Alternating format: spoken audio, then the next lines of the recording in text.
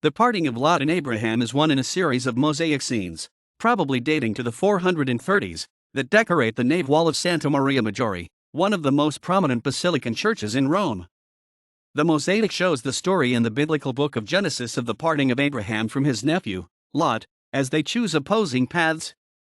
Abraham, on the left, with Isaac and the rest of his family, chooses the road to Canaan, as God intends him to, and Lot chooses to take his followers to Sodom. The work is a tessera mosaic, tessera describing the material making up the surface of the work.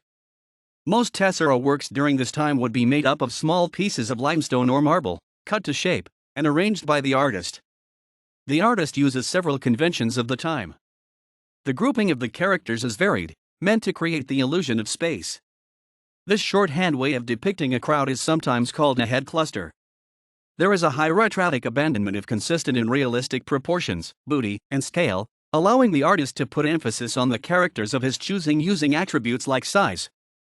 The main characters we are intended to focus on are made extremely clear through this method, and the picture itself becomes less illustrative and more symbolic. Eventually, this style comes to a refined maturity during the Middle Ages.